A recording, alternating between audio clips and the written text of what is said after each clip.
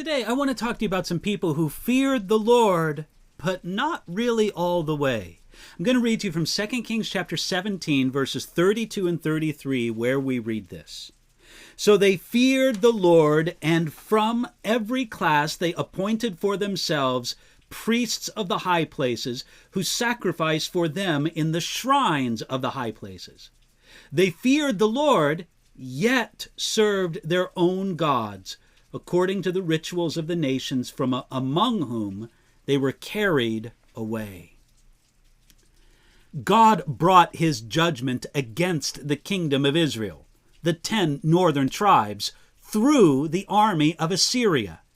The Assyrians forced them to relocate to other parts of their empire. Then they brought in the conquered from other lands to repopulate the now empty land of Israel.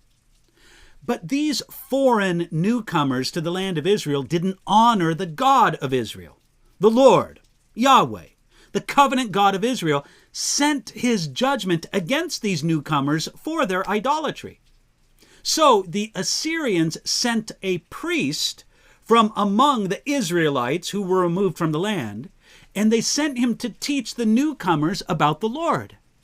The newcomers did what the priest told them to do, in part, not completely.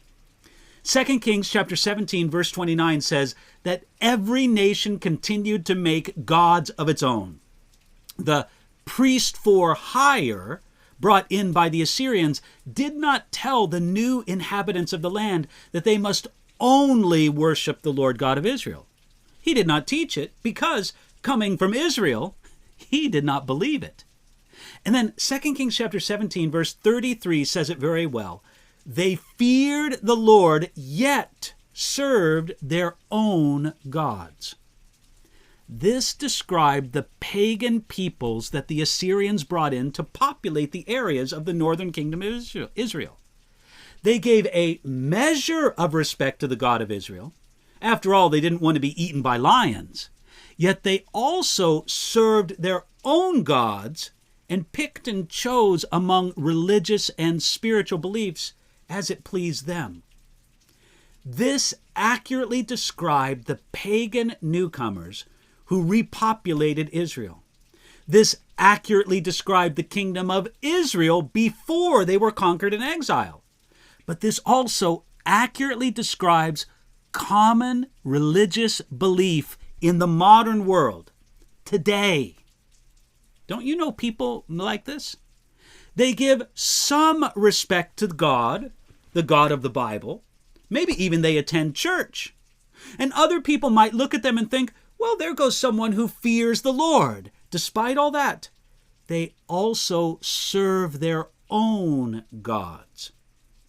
Charles Spurgeon said this in the year 1876. He said, "Is not worldly piety or pious worldliness the current religion of England? They live among godly people, and God chastens them, and they therefore fear him, but not enough to give their hearts to him."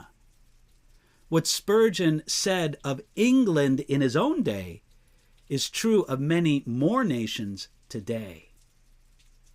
Is it true of you? We can bow down before many of our own gods. Ask God to examine your heart and your life for hidden idolatry.